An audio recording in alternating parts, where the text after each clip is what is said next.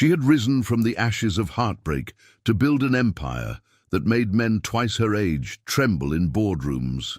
Evelyn Hartley's name was whispered in London's financial circles with equal parts admiration and resentment.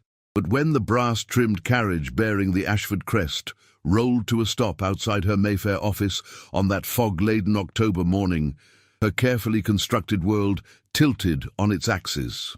The Earl of Ashford had returned from his self-imposed exile abroad, and Cedric Ashford had not come to apologize for shattering her heart 7 years ago. He had come to claim what he believed was rightfully his, a partnership in the business she had built from nothing. If you're listening to this story, don't forget to click the like button, subscribe to the channel, and tell me in the comments which part of the world you're listening from. I want to know how far this story has traveled. London, 1903. The city hummed with the restless energy of a new century, where electric lights were slowly replacing gas lamps and motor cars rattled alongside horse-drawn carriages. Yet within the stately walls of the Hartley family townhouse in Belgravia, time seemed suspended in an earlier, more rigid era. Evelyn Hartley stood before the tall window of the morning room, her slender fingers pressed against the cool glass as she watched rain streak down the pane. At 20 years old, she possessed the kind of beauty that painters attempted to capture but never quite succeeded. Dark chestnut hair that caught gold in sunlight, intelligent grey eyes that observed everything, and a delicate bone structure that spoke of generations of careful breeding. But it was her mind that truly set her apart, though few in her social circle cared to notice. "You're wool-gathering again, my dear," her mother's voice cut through her reverie. Lady Constance Hartley sat ramrod straight at the breakfast table, her silvered hair arranged in elaborate coils, her expression perpetually pinched with concern over propriety. "The modiste arrives at 11 to fit your wedding dress. Do try to look more enthusiastic. Most girls would be ecstatic." Evelyn turned from the window, arranging her features into a pleasant mask. "Of course, Mama. I'm simply contemplating the arrangements." In truth, she was contemplating her entire future, which had been decided for her with the same efficiency one might employ in selecting new curtains. In 3 weeks she would marry Cedric Ashford, the Earl of Ashford, in what London society had already proclaimed the wedding of the season. 2 prominent families united, 2 substantial fortunes merged, and Evelyn's fate sealed like a letter she'd never been asked to write. Her father, Sir Richard Hartley, had made his fortune in railways and shipping, but money alone couldn't purchase the ancient title that Cedric's family possessed.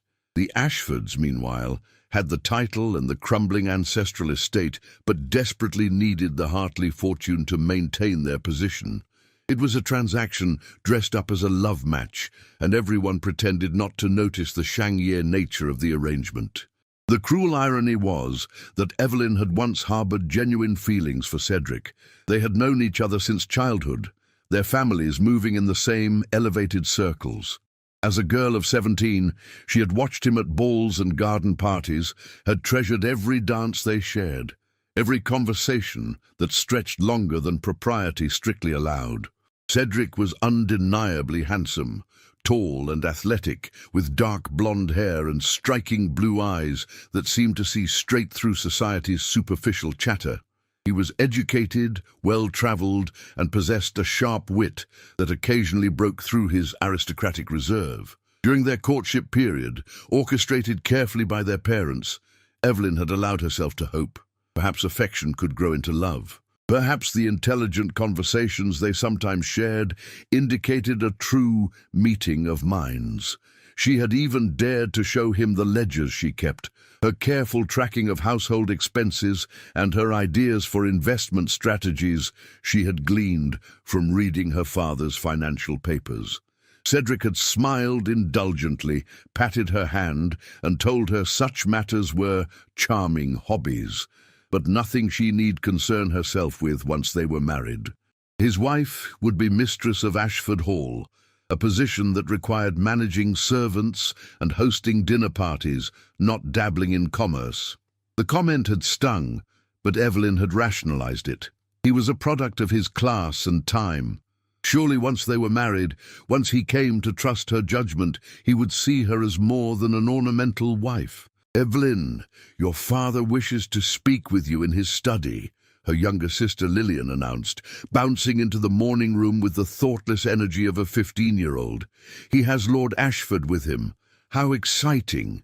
Your intended has come calling early today." Evelyn's heart performed an unwelcome flutter. She smoothed her morning dress, a creation of pale blue silk that her mother insisted brought out her eyes, and made her way through the townhouse's marble-floored corridors. The Hartley home was a monument to new money. Everything was expensive, everything was in the latest fashion, but it lacked the worn elegance of truly old establishments. She knocked softly on the heavy oak door of her father's study, that masculine sanctuary of leather chairs and tobacco smoke where important matters were decided. "Enter!" her father's voice boomed. Inside, Sir Richard sat behind his enormous mahogany desk, his ruddy face beaming with satisfaction. Beside him stood Cedric, impeccably dressed in a morning coat, his posture radiating the casual confidence of someone who had never questioned their place in the world's hierarchy. "Ah, Evelyn, my dear," her father rose, gesturing her forward. "Lord Ashford has brought the most wonderful news. The settlement agreements have been finalized. Everything is proceeding smoothly."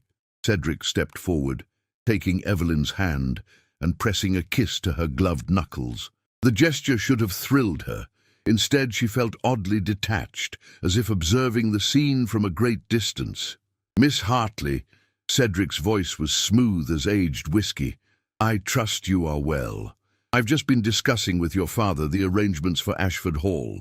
The renovations will begin immediately after our honeymoon.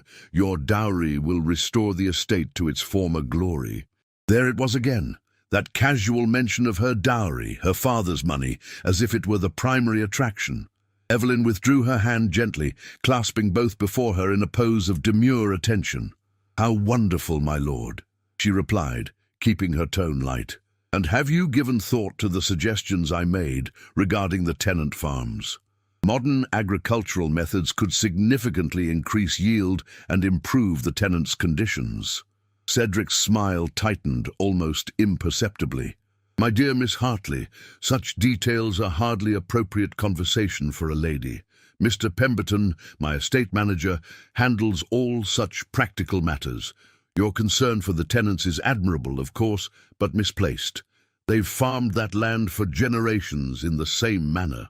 "Which is precisely why they remain impoverished," Evelyn countered, unable to stop herself. "I've been reading about crop rotation and—" "Evelyn," her father interrupted, his jovial tone containing a warning edge. "Lord Ashford is quite right. These are not matters for you to trouble yourself with. You'll have quite enough to manage as Countess, organizing the household and planning social events." She swallowed her protest, lowering her gaze in a show of submission that made her stomach turn. This was her future. Ideas dismissed, intelligence wasted, her entire existence reduced to decorative functions. "Of course, Papa. Forgive me." Cedric's expression softened slightly. "Your education does you credit, Miss Hartley. My mother will be delighted to have such an accomplished daughter-in-law. Your musical abilities and French are exceptional." Accomplished. It was the word used to describe women who could embroider prettily, play simple pieces on the pianoforte, and make insipid watercolors. Not women who understood compound interest and market fluctuations. The meeting concluded with further discussion of wedding details, all decided without her input. As Cedric prepared to depart, he requested a private moment with his betrothed. Sir Richard, beaming with approval, left them alone with the door appropriately ajar. "Evelyn," Cedric took her hand again, his blue eyes searching her face, "I know this must seem overwhelming. Marriage is a significant step, but I promise you'll be well cared for. Ashford Hall will be your domain, and you'll want for nothing." She wanted to ask, "Will I want for purpose, for intellectual engagement, for true partnership?" Instead, she offered him the gentle smile expected of a blushing bride. "Thank you, Cedric. You're very kind." He seemed satisfied with this, pressing another kiss to her hand before departing. Through the study window, Evelyn watched his carriage roll away into the grey London morning. The rain had intensified, matching the growing storm in her heart. That evening, alone in her bedroom with its rose-papered walls and white lace curtains, Evelyn sat at her writing desk. She pulled out the hidden ledger she kept, the one where she tracked not just household accounts, but her own secret financial calculations. Her father provided her with a generous clothing allowance. By being frugal and clever, she had managed to save a small sum over the years. It amounted to perhaps £50, a pittance to her father, but to her it represented something precious, the only money in the world that was truly hers. She ran her fingers over the neat columns of figures, her own handwriting documenting every penny saved. In 3 weeks, even this small independence would vanish. Upon marriage, everything she owned would become Cedric's property. She would become his property in every legal sense. The realization settled over her like a suffocating blanket. She was trapped in a gilded cage, and the door was about to lock permanently. The morning of the wedding dawned with unseasonable warmth for late October.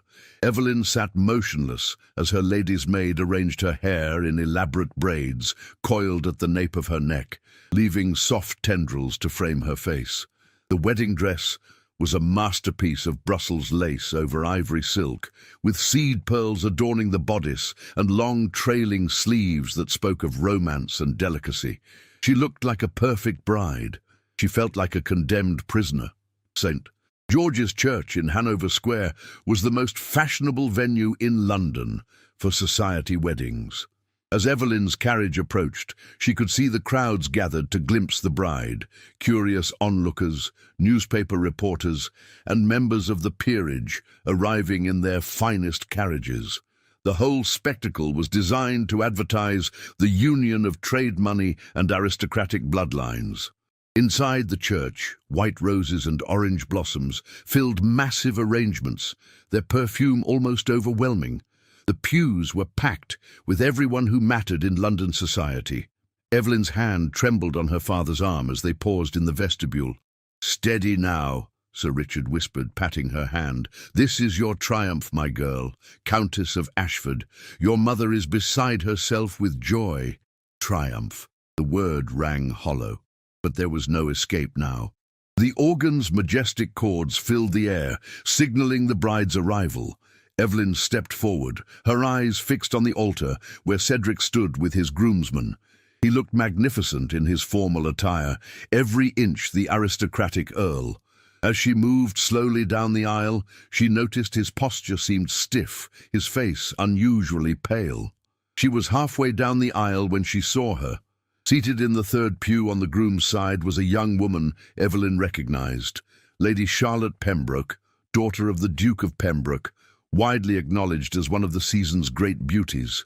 Charlotte's golden hair gleamed in the light from the stained-glass windows, her delicate features arranged in an expression of barely suppressed excitement. And she was watching Cedric with an intensity that made Evelyn's steps falter. The vicar stood ready, his prayer book open, as Evelyn finally reached the altar. Her father placed her hand in Cedric's, and she felt his fingers ice-cold against hers. "Dearly beloved," the vicar began, his voice resonating through the vast church, "we are gathered here in the sight of God." The familiar words washed over her. Evelyn kept her gaze downcast, focusing on the embroidered hem of her dress, trying to calm her racing heart. Something was wrong. She could feel it in the tension radiating from Cedric, in the way his hand trembled slightly in hers. The vicar reached the critical point in the ceremony. "If any person can show just cause why they may not be joined together, let them speak now or forever hold their peace." It was a formality. No one ever spoke during that pause, except, "I must speak." Cedric's voice rang out, clear and terrible in the sudden silence. A collective gasp rippled through the congregation. Evelyn's head snapped up, her eyes meeting his for the first time that morning. What she saw there made her blood run cold.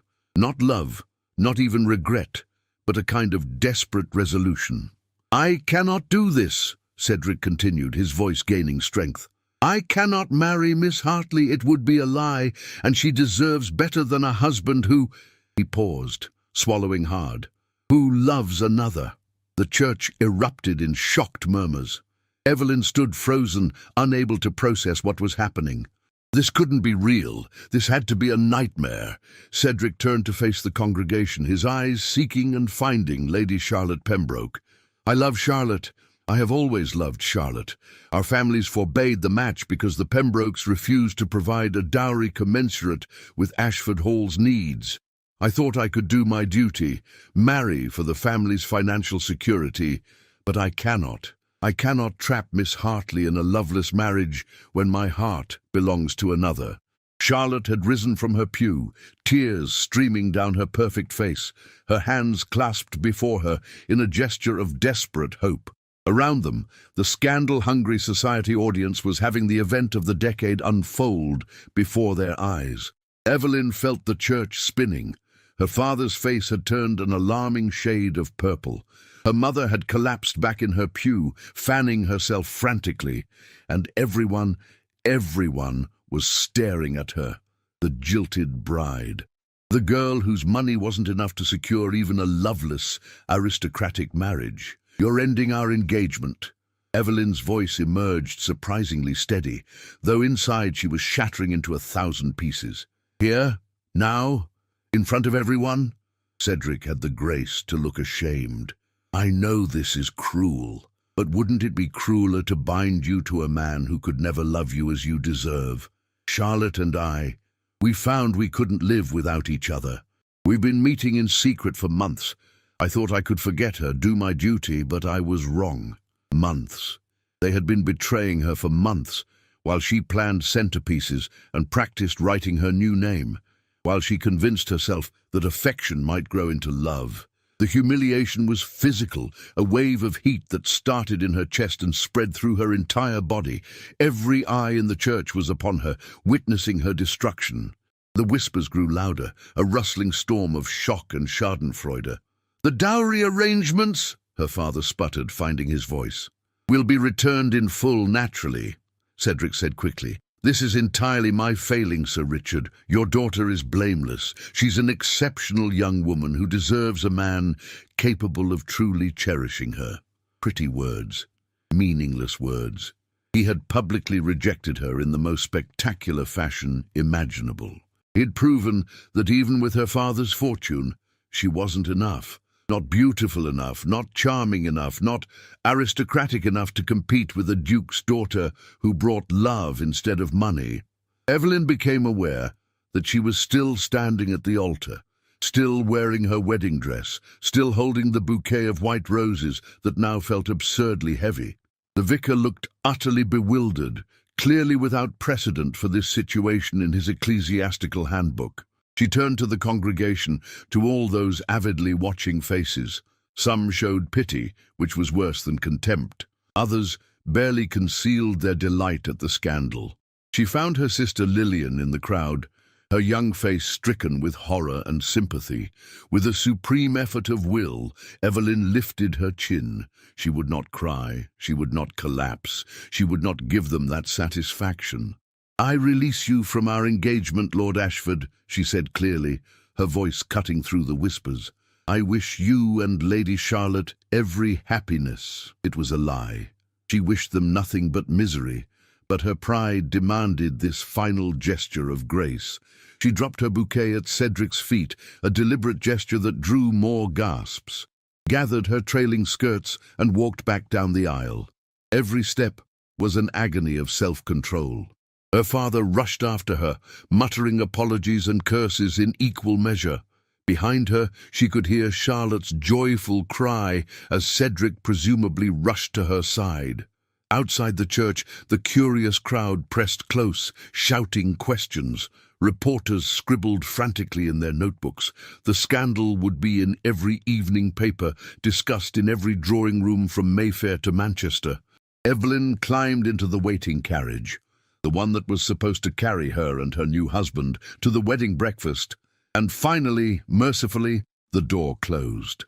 As the carriage lurched into motion, she allowed herself to look back at the church steps, where Cedric and Charlotte stood embraced, a picture of romantic triumph. Only then did Evelyn permit herself to cry, silent tears that spotted the priceless lace of her wedding dress like rain. The aftermath was worse than the event itself. For 3 days, Evelyn remained in her bedroom, refusing all visitors except her sister Lillian. The newspapers had a field day. Heiress jilted at altar. Earl chooses love over fortune. Society's most spectacular scandal. Some articles painted Cedric as a romantic hero, choosing true love over financial convenience. Others were more sympathetic to Evelyn, but their pity was almost harder to bear than the mockery. Her mother had taken to her bed with a sick headache that looked likely to last weeks. Her father alternated between rage at the Ashfords and awkward attempts to comfort his daughter. Callers left cards that went unanswered. Former friends suddenly had prior engagements when invitations were extended. London society had a short memory for many things, but spectacular public humiliations were savoured like fine wine. Evelyn knew she would never be allowed to forget this moment. Every ball, every dinner party, every social occasion for the rest of her life would be shadowed by whispers. That's the Hartley girl who was jilted at the altar. On the 4th morning, a letter arrived that would change everything. Evelyn was listlessly pushing breakfast around her plate when the butler brought the post on a silver tray. One envelope stood out. Expensive stationery, a London postmark, but unfamiliar handwriting. She broke the seal with trembling fingers. "My dearest Evelyn, I read of your ordeal in the newspapers, and my heart broke for you. Though we have never met, I feel compelled to extend an invitation that I hope you will consider seriously. I am your great-aunt Marguerite, your late grandmother's elder sister. Our families became estranged before you were born, over a tedious dispute about inheritance that I have long since ceased to care about. I've lived in Manchester for 40 years, having married a mill owner, which scandalized the family at the time, though I never regretted it. My husband passed 5 years ago, and I now manage his business interests myself. London society can be cruelly provincial. If you wish to escape the gossip and discover what you're truly capable of becoming, I invite you to stay with me in Manchester for as long as you desire. I promise you complete independence, no interference in your choices, and the opportunity to see what the modern world offers to women brave enough to seize it." Your aunt, if you'll have me, Marguerite Foster Evelyn, read the letter 3 times, her heart beating faster with each reading. An escape, a chance to leave London and its suffocating judgment behind, and from a woman who managed business interests herself, something Evelyn had never imagined possible. She went to find her father in his study. Sir Richard listened to her request, with his face growing progressively redder. "Manchester? Absolutely not. You'll remain here where you belong. This scandal will blow over eventually." "In how many years, Papa?"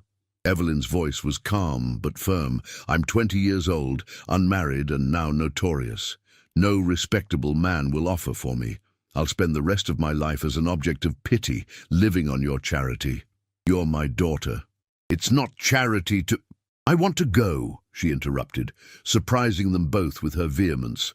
"I want to leave London. I want to meet Aunt Marguerite and see something of the world beyond drawing rooms and dance cards." Her father studied her for a long moment. Perhaps he saw something new in her expression, a steel that hadn't been there before humiliation had burned away her compliant exterior. 6 months, he finally conceded. "You may go for 6 months. If you're not satisfied, or if Marguerite proves unsuitable, you'll return home." It was more than Evelyn had dared hope for. She threw her arms around her father's neck, startling him with her uncharacteristic display of affection. 3 weeks later, Evelyn stood on the platform at Manchester Piccadilly Station, her modest travelling bags beside her. She had left behind most of her elaborate gowns and jewellery, packing only practical clothing. For the first time in her life, she felt like she could breathe. Aunt Marguerite proved immediately recognizable, despite the decades since any family photograph had been taken. She was in her 60s, with iron-grey hair arranged in a simple knot, sharp green eyes that missed nothing, and a walking stick she wielded like a scepter. She wore a tailored suit in dark grey wool, practical, fashionable, and distinctly unbefitting a conventional lady of her age. "Evelyn," she embraced her great-niece with surprising strength. "My dear girl, you look half-starved. Has no one been feeding you properly?" "I haven't had much appetite, Aunt." "Understandable. But that ends now. Heartbreak and humiliation are poor excuses for neglecting one's health. You'll need your strength for what I have in mind." Marguerite's home was a revelation. A substantial townhouse in the fashionable district, it was decorated with an eclectic mix of fine art, comfortable furniture, and, most surprisingly, bookcases lining nearly every wall. Books on business, economics, industry, science, and travel competed for shelf space with novels and poetry. Over dinner that first night, a hearty Lancashire hot pot that Marguerite insisted was far superior to London's pretentious French cuisine, Evelyn found herself telling the whole story. Not just the wedding day disaster, but everything that had led to it. Her frustration with being dismissed, her secret interest in finance, her dreams of being more than ornamental. Marguerite listened without interruption, her keen eyes fixed on her great-niece's face. When Evelyn finally fell silent, exhausted from the confession, her aunt nodded slowly. "Your education was incomplete," Marguerite announced. "Not your fault. Society deliberately keeps women ignorant, but that can be remedied. Tell me, do you genuinely wish to learn about business, or is this simply rebellion against what happened with that foolish Earl?" Evelyn considered the question seriously. "Both," she admitted.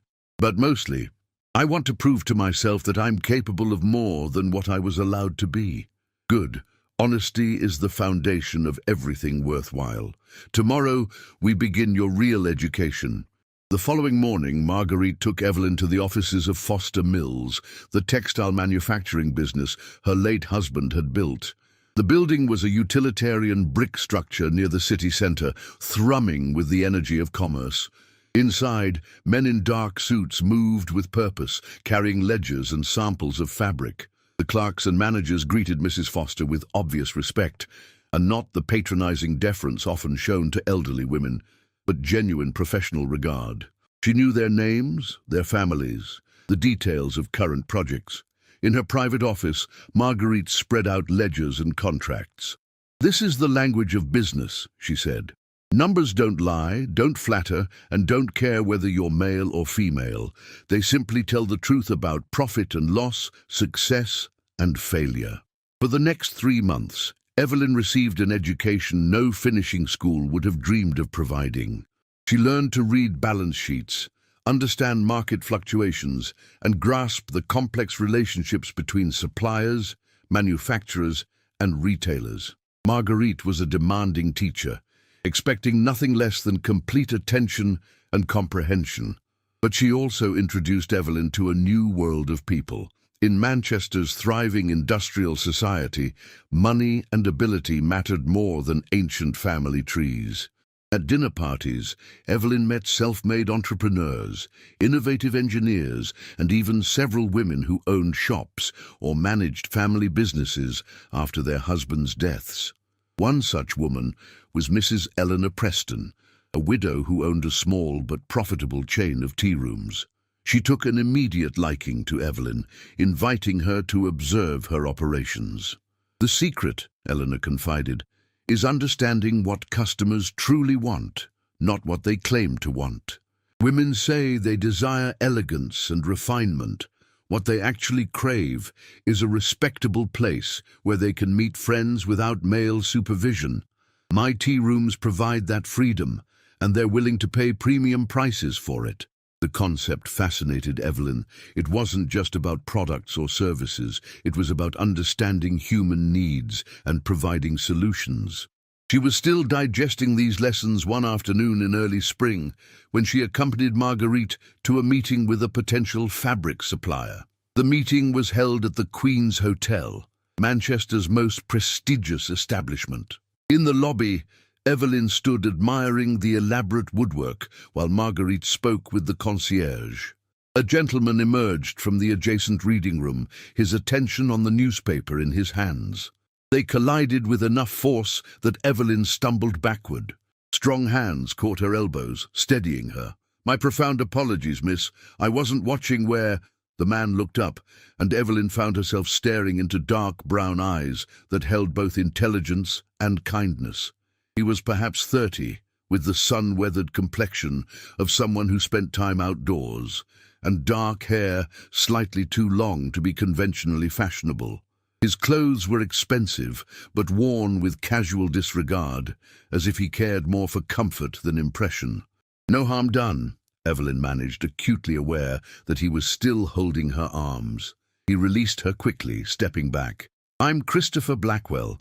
I was entirely at fault, lost in an article about the cotton market, an occupational hazard." "Mr. Blackwell?" Marguerite's voice held warmth as she joined them. "What a pleasant surprise. Evelyn, this is Christopher Blackwell, one of Manchester's most innovative mill owners. He's revolutionizing working conditions and still managing to turn a substantial profit. Christopher, my great-niece, Miss Evelyn Hartley." Something shifted in Christopher's expression at the mention of her name. Recognition, perhaps. The scandal had reached even Manchester, but instead of pity or judgment, she saw only thoughtful interest. "Miss Hartley, a pleasure. Are you visiting Manchester long?" "I'm staying with my aunt indefinitely," Evelyn replied, lifting her chin slightly in challenge. If he knew about her humiliation, let him say so. But Christopher simply smiled. "How fortunate for Manchester. Mrs. Foster, I've been hoping to discuss those new patterns with you. Might we schedule a meeting?" As the adults talked business, Evelyn found herself observing Christopher. He spoke to Marguerite as an equal, seeking her opinion on technical matters, clearly valuing her expertise. When Marguerite mentioned that Evelyn was learning the textile trade, he turned to her with genuine curiosity. "What's been your most surprising discovery so far, Miss Hartley?" No one had asked her that before. They usually asked if she was enjoying herself or finding it terribly difficult. "How little the actual product matters compared to everything around it," she answered thoughtfully. "The relationships with suppliers, the reliability of transportation, the efficiency of workers, the timing of market trends. Success depends on 100 factors beyond simply making good fabric." Christopher's smile broadened. "Exactly right. Most people never grasp that. They think business is about what you make. Really, it's about how you think." Their eyes met, and Evelyn felt a small spark of something she hadn't experienced in months. Genuine interest from someone who saw her as more than a scandal or a disappointment. The moment passed as Marguerite concluded the conversation. But as they parted, Christopher tipped his hat to Evelyn specifically. "I hope we meet again, Miss Hartley. Manchester is better for having minds like yours." Walking home through the bustling Manchester streets, Evelyn felt something shift in her chest. For the first time since that horrible day at St. George's Church, she felt a whisper of hope. Perhaps there was life beyond London's judgment. Perhaps there was a place where intelligence mattered more than pedigree, and character more than family connections. Perhaps she could become someone new, someone she actually wanted to be. Evelyn's 6-month deadline came and went without discussion. When her father wrote asking about her return, she replied that she wished to remain in Manchester. To her surprise, he didn't object strenuously. Perhaps he was relieved not to parade his scandalous daughter through London society. 2 years passed with astonishing speed. Under Marguerite's mentorship, Evelyn transformed from an educated observer to an active participant in business. Her aunt had grown increasingly impressed with her great-niece's aptitude for pattern recognition and strategic thinking. When a small haberdashery shop came up for sale near the city centre, Marguerite proposed a partnership. "I'll provide half the capital," she said. "You'll provide the other half from your savings and manage the day-to-day operations. We'll split profits 60-40 in your favour, since you'll be doing the actual work." Evelyn's hands trembled as she signed the partnership papers. At 22, she was a business owner. The shop was modest, just 3 rooms on Bridge Street, but it was hers in a way nothing ever had been before. She renamed it the Modern Woman's Emporium and revolutionized its offerings.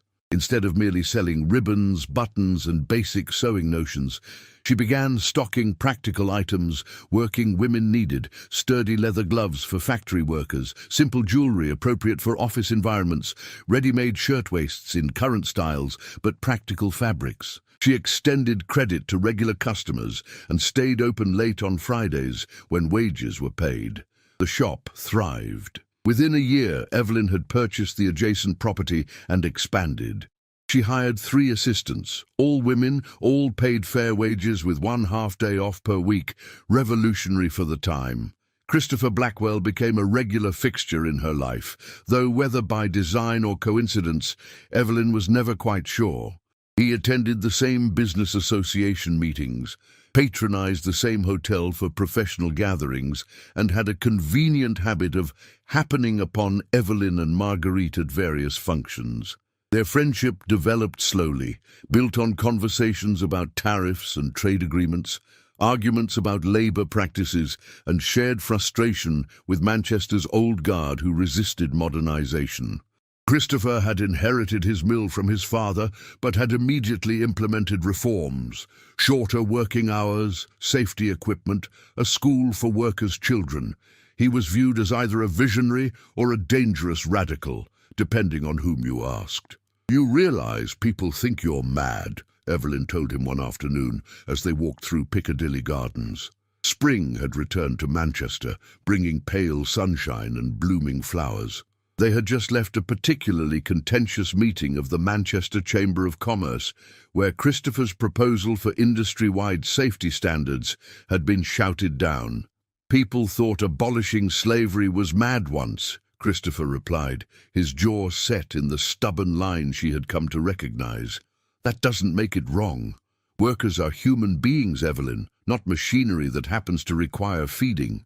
She loved that about him, his unwillingness to compromise his principles for social acceptance. It was so different from the calculating aristocratic world she had left behind, where every action was weighed against social advantage. "Miss Hartley! Miss Hartley!" The shrill voice cut through the garden's tranquility. Evelyn turned to see a young woman hurrying toward them, waving frantically. It took a moment to recognize her. Louisa Ashford, Cedric's youngest sister. Evelyn's stomach clenched. She hadn't seen or heard from anyone in the Ashford family since the wedding disaster. Beside her, Christopher stiffened protectively. "Miss Hartley, I'm so glad to find you." Louisa gasped as she reached them. She was 18 now, no longer the awkward girl Evelyn vaguely remembered from pre-wedding gatherings. "I'm in Manchester with Mamma for a few days. She doesn't know I've sought you out." "Lady Louisa," Evelyn kept her voice carefully neutral. "What can I do for you?" "I wanted to apologize," Louisa said in a rush, "for my brother, for our family, for everything. What Cedric did was unconscionable.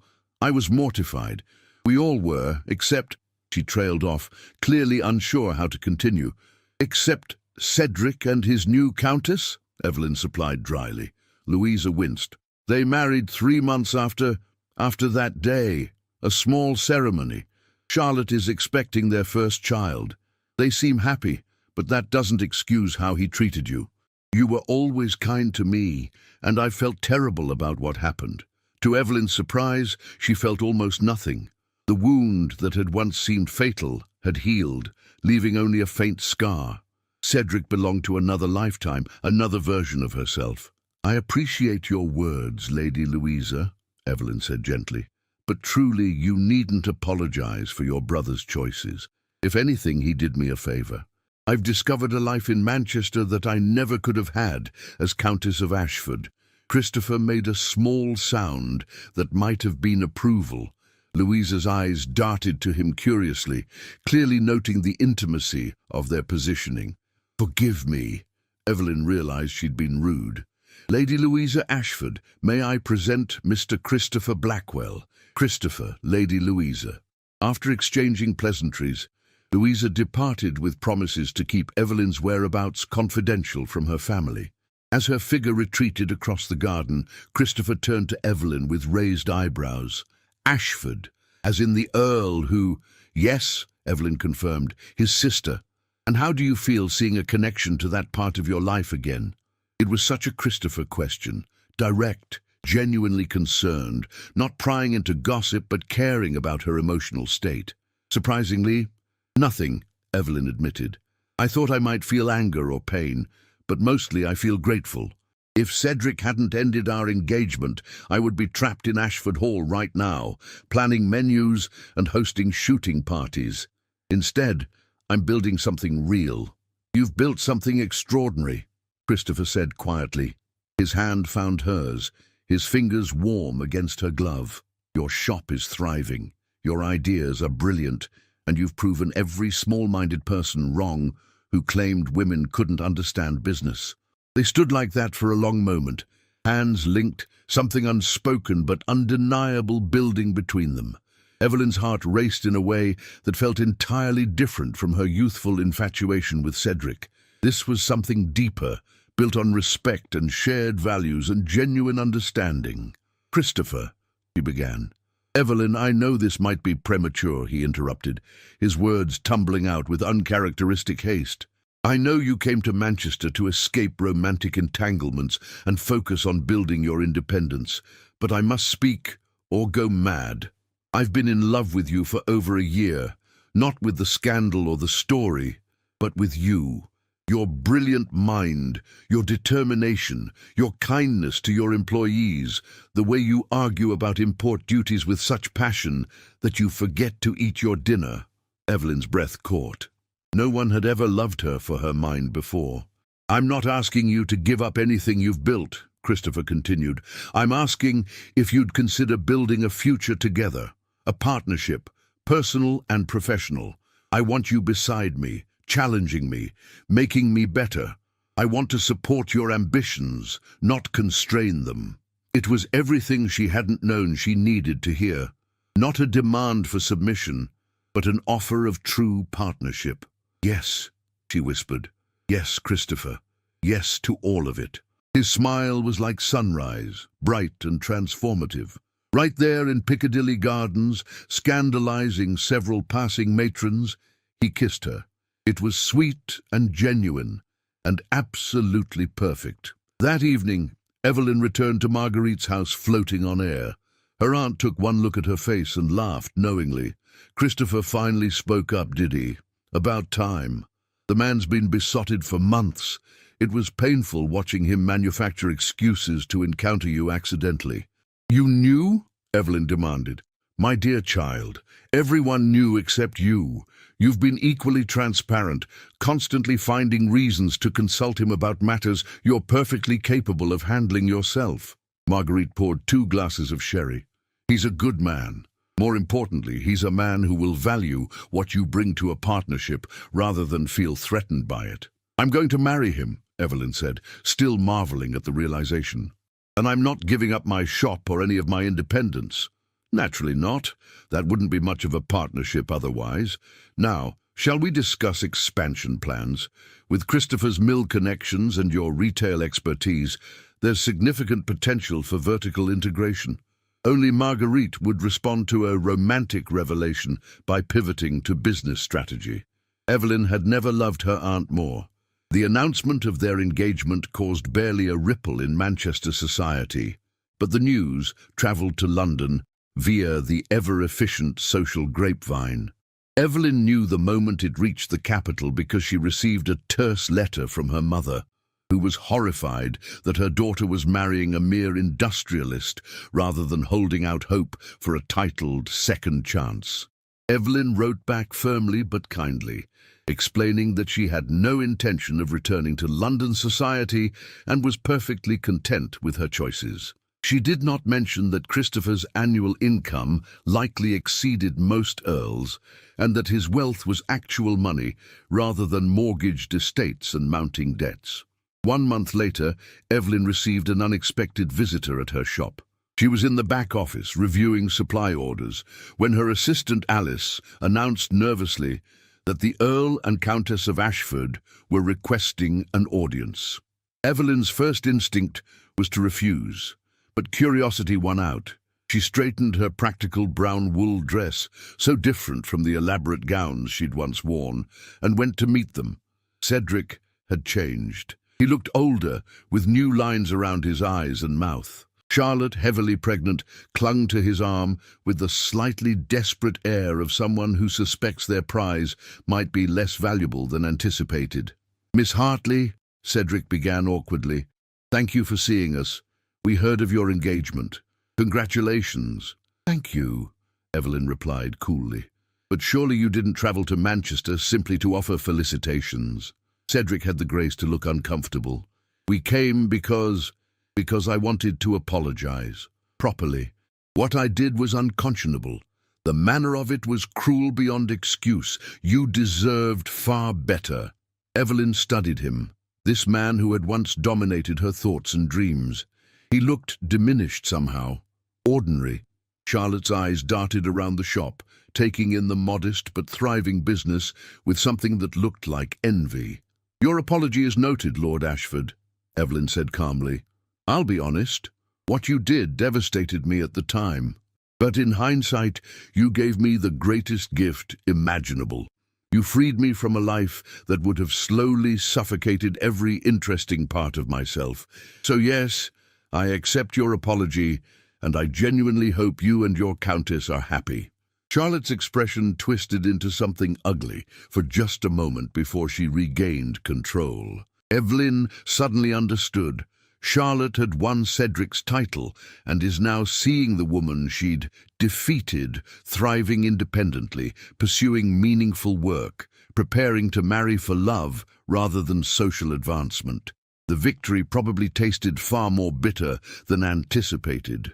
"You've done remarkably well for yourself," Cedric admitted. "This shop, your engagement to Blackwell, he's quite prominent in manufacturing circles. You've built a life." "I have," Evelyn agreed. "A life I chose, with a partner who values my contributions. It's more than I ever could have hoped for." After they departed, Evelyn stood in her shop, surrounded by the business she'd built from nothing, anticipating a future with a man who loved her for exactly who she was. The girl who'd stood weeping in a wedding dress seemed like a stranger now, someone from a half-forgotten dream. Christopher found her there when he arrived for their dinner plans. Alice said the Ashfords came by. "Are you all right?" Evelyn smiled, linking her arm through his. "I'm perfect, absolutely perfect. Let's go home." The wedding of Miss Evelyn Hartley and Mr. Christopher Blackwell took place on a crisp autumn morning in Manchester's Albert Square Chapel, a modest venue that seated perhaps 100 guests. It was everything her first almost wedding had not been: intimate, genuine, and filled with people who actually cared about the couple rather than the spectacle. Marguerite stood as Evelyn's witness, beaming with unconcealed pride. Christopher's groomsman was his mill manager, a practical Yorkshireman who'd worked his way up from the factory floor. The guest list included shopkeepers, business associates, and several of Evelyn's employees, who had clubbed together to give her an elaborate silver tea service.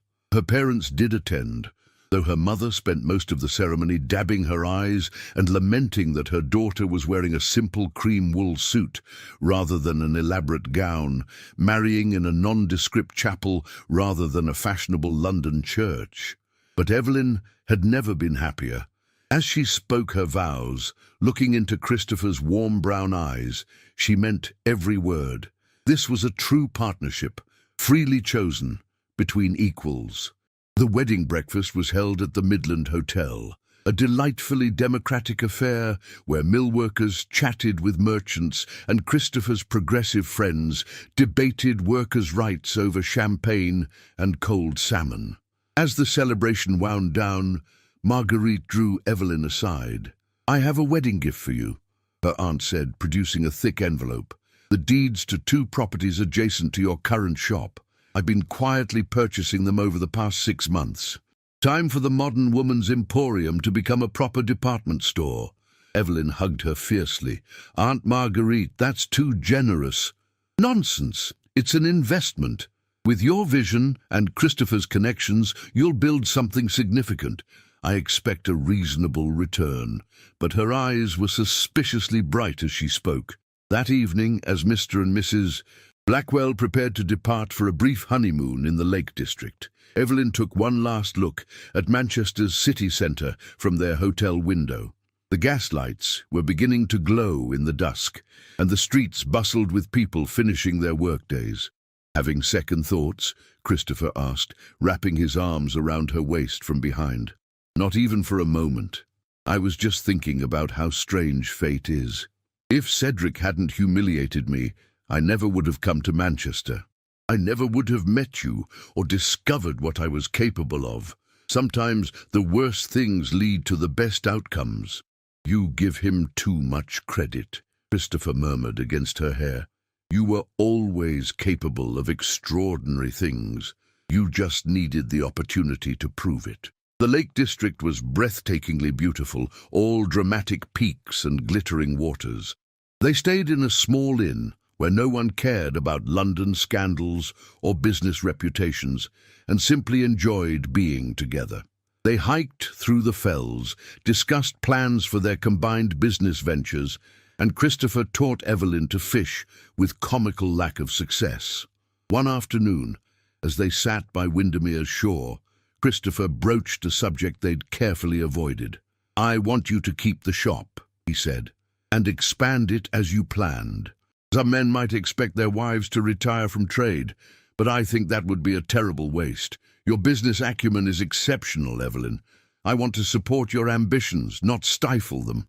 And what will Manchester society say about a mill owner whose wife runs a shop?" Evelyn challenged.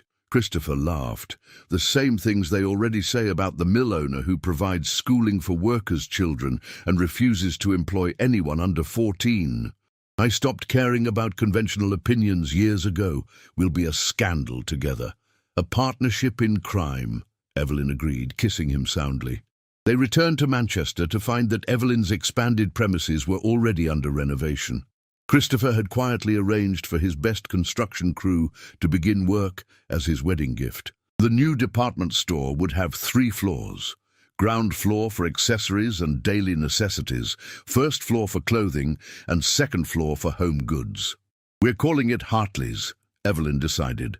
"Women building wealth in their own names. That's the business model." Over the following months, the store took shape. Evelyn hired exclusively female staff, controversial in itself, and paid them wages that scandalized competitors but attracted the best workers. She implemented revolutionary policies: chairs where shopgirls could rest between customers, 1 full day off per week, no fines for minor infractions. Word spread: women flocked to shop at an establishment run by women for women. Evelyn's instinct proved correct. Customers were willing to pay slightly higher prices for the experience of being treated with respect rather than condescension. 1 year after her wedding, Hartley's department store officially opened. The event was covered by the Manchester Guardian, which ran a profile of Evelyn titled "The Lady Merchant: How One Woman Built an Empire." The article, of course, mentioned the scandal that had driven her from London, but now it was framed differently, not as a humiliation, but as the catalyst for an extraordinary transformation. The writer concluded, "One cannot help but wonder if the Earl of Ashford, watching from his increasingly mortgaged estate, regrets the choice that seemed so romantic at the time. He gained a duchess's daughter. He lost a business genius." A copy of the article made its way to London naturally. Evelyn received letters from several old acquaintances, carefully worded inquiries about whether she might be willing to extend her business model to the capital. One letter came from an unexpected source: Lady Louisa Ashford. "Dear Mrs. Blackwell, I read the Guardian article with immense pride and satisfaction. You've proven what I've always suspected, that women are capable of far more than society permits us. I must confess something. Cedric is miserable. Charlotte is perpetually dissatisfied. Ashford Hall is still falling apart despite your former dowry being invested in it, and he's taken to drinking too much port at dinner. I don't tell you this to gloat, but because I thought you deserved to know that his romantic choice brought him no happiness. More importantly, Your success has inspired me. I've convinced my father to let me attend lectures in mathematics at Oxford. It's quite scandalous, but the Ashfords have already provided enough scandal to last decades. Why not add to the tally in pursuit of something worthwhile? Thank you for showing me what's possible. Your friend, I hope, Louisa Evelyn, showed the letter to Christopher over dinner that evening. They now lived in a comfortable townhouse near the store, its rooms lined with books and business papers, a home that reflected their shared priorities. "Do you feel vindicated?" Christopher asked. Evelyn considered the question. "No. Vindication implies I was trying to prove something to Cedric, and I genuinely don't care what he thinks anymore, but I do feel satisfied. Not because he's unhappy, but because I'm happy. Because I built something real, because I'm exactly where I'm supposed to be." "With a husband who adores you and thinks you're brilliant," Christopher suggested with a smile. "That is a considerable point in favor of my current situation," Evelyn agreed, reaching across the table to take his hand. That winter brought unexpected news. Evelyn was expecting their first child. She had worried about how pregnancy might affect her work, but Christopher was adamant that she continue as long as she felt comfortable. They hired an exceptional assistant manager, a widow named Mrs. Graham, who had previously managed her late husband's haberdashery, and jumped at the chance to work for Evelyn. "Children of business owners grow up understanding commerce," Margaret announced when informed of the pregnancy. "Your child will have opportunities you never did. And I expect to be a very indulgent great-great-aunt." As spring arrived and Evelyn's condition became noticeable, she made a decision that shocked even her progressive circle. She would continue working until the baby arrived and return to the store as soon as she was physically able. "Women have been having babies and continuing to work for all of human history," she pointed out to a concerned Mrs. Preston over tea. "Only wealthy women have the luxury of treating pregnancy like an illness. I'm healthy, the doctor says all is well, and I refuse to abandon my business for months simply because convention dictates I should retire to a fainting couch." The baby, a girl they named Marguerite Alice, arrived on a warm June morning. She had Christopher's dark eyes and what would clearly be Evelyn's stubborn determination, immediately making her preferences known with powerful lungs. 3 weeks later, Evelyn was back at Hartley's for half-days, the baby in a cradle in her office, nursed between meetings. It was unconventional to the point of radical, but Evelyn had long since stopped caring about convention. Manchester society divided predictably. Half thought she was admirably modern, half thought she was scandalously inappropriate. Evelyn ignored both camps and focused on expansion. By little Marguerite's first birthday, Hartley's had opened a second location in Liverpool, and Evelyn was negotiating for properties in Birmingham. The department store model was spreading, and Evelyn was at the forefront, proving that women could successfully run large commercial enterprises. London beckoned. Evelyn received increasingly tempting offers to bring Hartley's to the capital. The financial opportunity was enormous. But every time she considered it, she thought about returning to the place of her greatest humiliation, now as the successful Mrs. Blackwell. "It feels too much like proving a point," she confessed to Christopher one evening. "Like I'm returning as the conquering hero to show everyone who pitied me how wrong they were." "Is that such a bad motivation?" Christopher asked. "You'd also be providing employment to dozens of women and offering London shoppers something genuinely innovative. Would you come with me if I decided to do it?" "Evelyn, I'd follow you anywhere. The mill practically runs itself now with the excellent managers we've trained. If you want to take on London, we'll take on London together." In the end, the decision was made for her. Her father wrote with surprising news. He was retiring and offering to invest substantially in a London branch of Hartley's. He'd been following her success, he admitted, and realized that his daughter had inherited his business acumen. He wanted to support her ventures and hoped she'd forgive his initial dismissal of her capabilities. The letter was as close to an apology as Sir Richard was capable of offering. Evelyn, now a mother herself, found she could accept it graciously. And so, 5 years after fleeing London in disgrace, Evelyn Hartley Blackwell returned to open Hartley's of London on Oxford Street. The irony was not lost on anyone. The jilted bride had become the lady merchant. The object of pity had become an object of admiration and envy. The grand opening drew enormous crowds, partly for the shopping, partly to catch a glimpse of the now famous Mrs. Blackwell. The event was covered by every major newspaper. The Times ran an editorial praising her as an example of the new woman who would define the 20th century.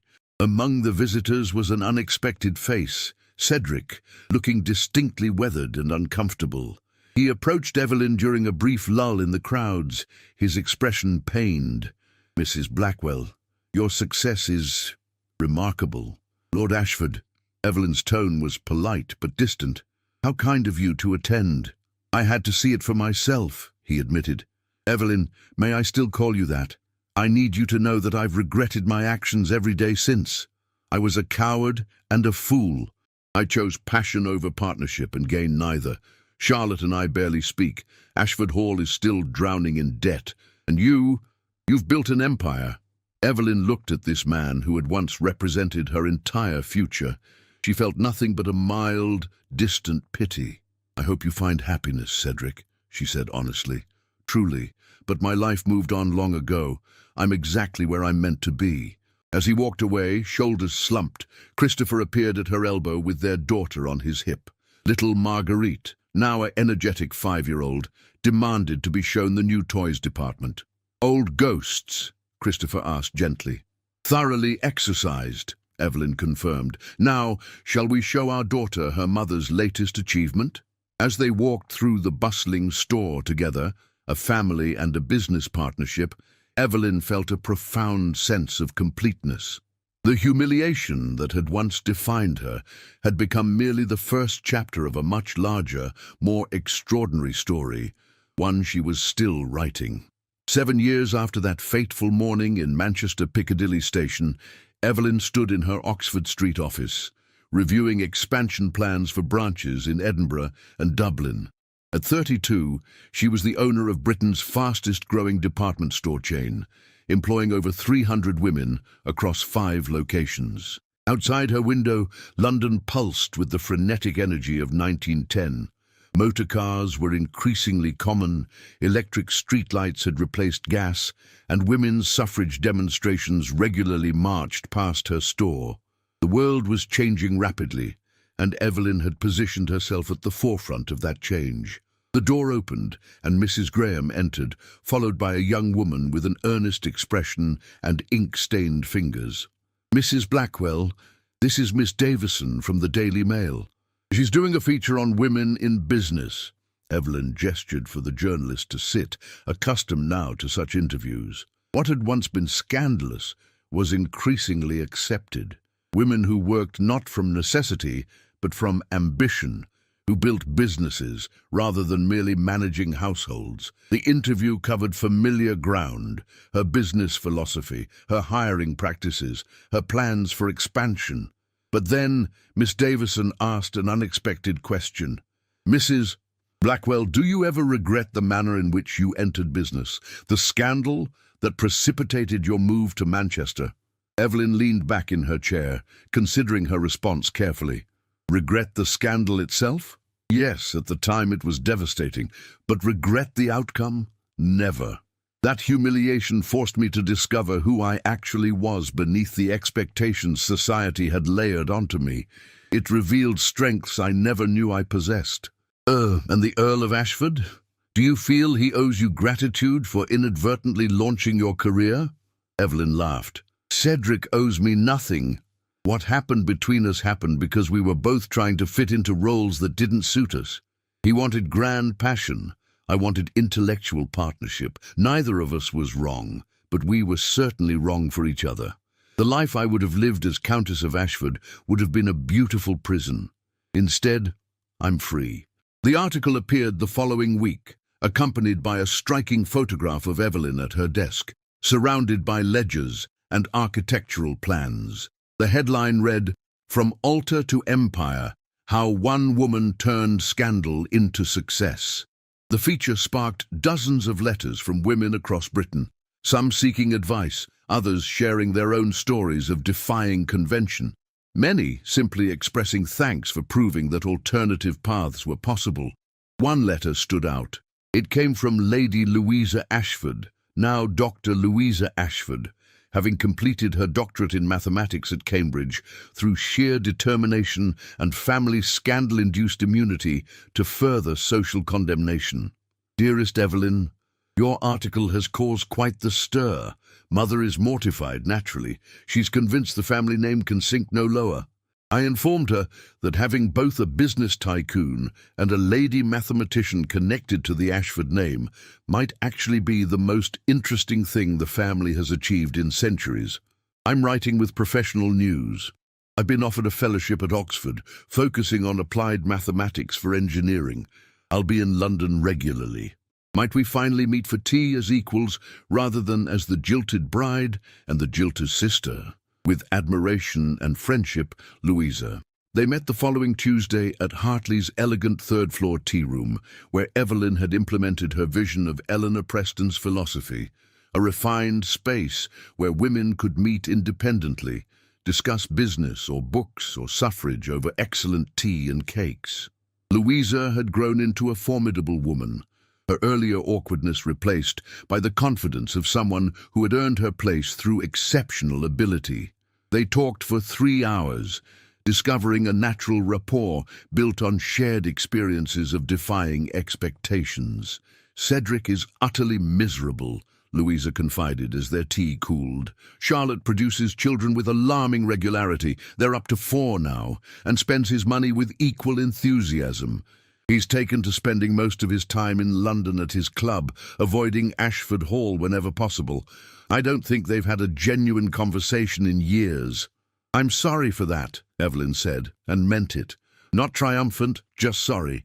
Everyone deserves happiness. You're more gracious than I would be. He destroyed your reputation quite publicly.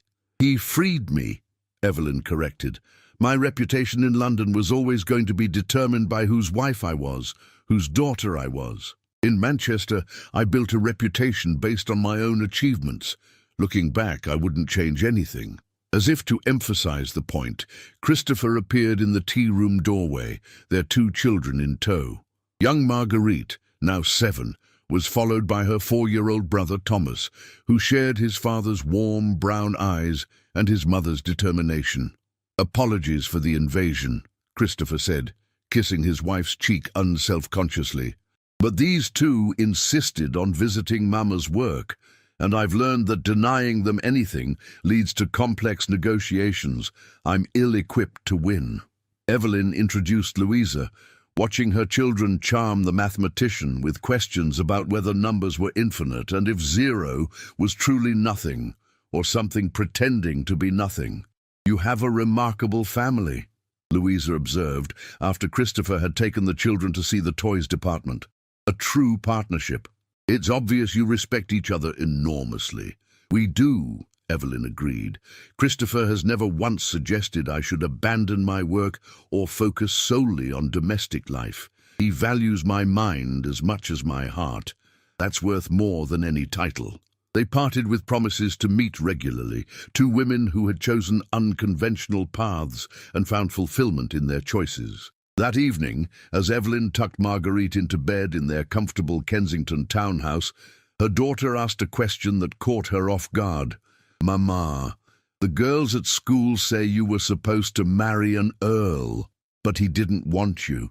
Is that true? Evelyn's breath caught.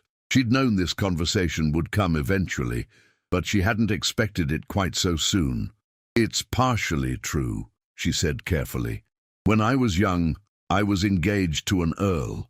But on our wedding day, he realized we weren't right for each other. It was very painful at the time. Were you sad? Devastatingly sad. For a while I thought my life was over. But it turned out to be the beginning of something wonderful. If I'd married that earl, I never would have moved to Manchester. I never would have met your father. I never would have started Hartley's. And I never would have had you and Thomas. Marguerite considered this seriously. So sometimes bad things lead to good things. Sometimes the very best things, Evelyn confirmed, kissing her daughter's forehead. The trick is being brave enough to keep going when everything feels impossible. Downstairs, Christopher had lit the fire in their private sitting room. Evelyn joined him on the sofa, leaning against his shoulder with comfortable familiarity. "The Birmingham store is exceeding projections," he reported. "And I've had an interesting proposal from a group of suffragettes. They want to use Hartley's tea rooms for organizing meetings. They're offering to pay standard rental fees." "Absolutely," Evelyn said immediately. "We'll donate the space. Women fighting for their rights to vote deserve our support, not our fees." Christopher smiled. "I knew you'd say that. I've already told them yes." They sat in comfortable silence for a while, watching the fire. Finally, Christopher spoke again. "Do you ever imagine what your life would have been like if that wedding had gone forward?" Evelyn didn't have to think long. "I'd be living in a drafty estate, managing servants, planning dinner parties, bearing children whose education I'd have minimal influence over. My mind would be wasted on trivialities. I'd be respectable, titled, and absolutely miserable."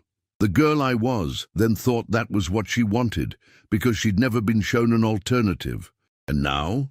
Now, I'm building something that will outlast me. I'm employing women who might otherwise have no options. I'm raising children who see their mother as someone capable and valued. I'm partnered with a man who loves me for my strengths rather than despite them. I'm exactly who I'm supposed to be. Christopher pulled her closer. "I'm grateful every day that Earl was foolish enough to let you go." "So am I," Evelyn admitted. "It's strange, isn't it? How the worst moments can redirect us toward our best lives. I should probably write Cedric a thank you note. Dear Lord Ashford, thank you for publicly humiliating me. It was the best thing that ever happened to me. Regards, Mrs. Blackwell." They laughed together, the sound warm and genuine in their comfortable home. 2 months later, Evelyn attended a gala celebrating British women's achievements in commerce and industry. It was a glittering affair at the Savoy Hotel, attended by business leaders, politicians, and society figures who had once whispered about her scandal. During the dinner, the organizer announced a special recognition, the Pioneer Award, given to a woman who had significantly advanced opportunities for others in British commerce. This year's recipient, the speaker announced, built a business empire that employs hundreds of women, pays fair wages, and has revolutionized retail practices across Britain. She has proven definitively that women possess not only the capability, but the right to participate fully in commercial life. "Mrs. Evelyn Blackwell, will you please come forward?" The room erupted in applause. Evelyn rose, genuinely surprised, and made her way to the podium. Looking out at the assembled crowd, powerful men and women who now treated her as an equal, a pioneer, a success, she felt the full weight of how far she'd traveled. "I'm honored beyond words," she began, "but I must be honest. I didn't set out to be a pioneer. I set out to survive. When I came to Manchester 7 years ago, I was fleeing humiliation and heartbreak. I had no grand plans for empire building.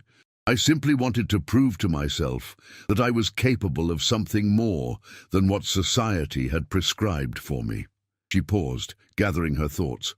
"What I've learned is this: we bloom where we're planted, but sometimes we must have the courage to replant ourselves. Sometimes the life we've been told we should want isn't the life we actually need. Sometimes rejection is redirection. And sometimes the worst thing that happens to us clears the path for the best thing to enter our lives." To every woman here who has faced dismissal, belittlement, or limitation because of her sex, your capabilities are not diminished by others' inability to recognize them. Build anyway, create anyway, prove them wrong not through argument but through achievement. And when you succeed, extend a hand to lift others up with you. The applause was thunderous. As Evelyn returned to her seat, she noticed a figure at a back table, Cedric, watching with an expression of profound regret and something that might have been pride. After the dinner, he approached one final time. "That was an extraordinary speech," he said quietly. "Evelyn, I need you to know, I see now what I gave up, not the money or the business success, but you. Your mind, your determination, your vision. I was blind and stupid, and I've paid for it every day since." Evelyn looked at this man who had once broken her heart so thoroughly. She felt nothing but a distant, peaceful closure. "Cedric, I genuinely hope you find a way to be happy," she said. "Make peace with your choices. Find meaning in your role. Be a good father to your children. But stop looking backward. What's done is done, and we're both exactly where we chose to be." It was, she realized, the truth. He had chosen Charlotte and passion and the romantic gesture. She had chosen, eventually, herself and her capabilities and a partnership built on respect. Neither choice was wrong, but only one had led to genuine fulfillment. As the evening ended, Christopher met her in the lobby with their children. Marguerite and Thomas, dressed in their finest clothes, had been allowed to attend the reception portion of the event as a special treat. "You won an award," Marguerite announced proudly. "Can we see it?" Evelyn showed them the elegant crystal trophy, engraved with her name and achievement. "Will I be able to win awards when I grow up?" Marguerite asked. "You can be anything you choose to be," Evelyn told her daughter firmly. "Doctor, mathematician, business owner, artist, whatever calls to your heart and your mind. The world is changing. By the time you're grown, women will have even more opportunities." "I want to be like you," Marguerite decided. "Building things, making things better." Evelyn felt tears prick her eyes. This, passing on the possibility of choice to the next generation, was perhaps her greatest achievement. That night, standing in her daughter's room as Marguerite slept, Evelyn reflected on the extraordinary journey that had brought her here. The girl who stood weeping in a wedding dress would barely recognize the woman she'd become. But that transformation had been necessary, forged in the fire of public humiliation and private determination. She thought about all the women who'd never get this chance, who'd remain trapped in roles that didn't fit, who'd never discover their own capabilities. Her business, her example, her advocacy, these were her gifts to those women, proof that alternative paths existed. Downstairs, Christopher was working on his own papers, correspondence about a new mill he was opening with the most progressive labour practices yet attempted in Britain. They were partners in every sense, building not just businesses, but a better world. Evelyn joined him, and they worked side by side late into the night, occasionally trading ideas, more often simply sharing comfortable silence. This was her life now, purposeful, fulfilling, chosen. And if an earl's rejection had been the price of admission to this extraordinary existence, then it was a price she'd pay 1,000 times over. She had bloomed exactly where she'd replanted herself, and the garden she'd cultivated was more beautiful than anything that had been originally planned for her. If you're listening to this story, don't forget to click the like button, subscribe to the channel, and tell me in the comments from which part of the world you're listening to this story. I want to know how far it has traveled.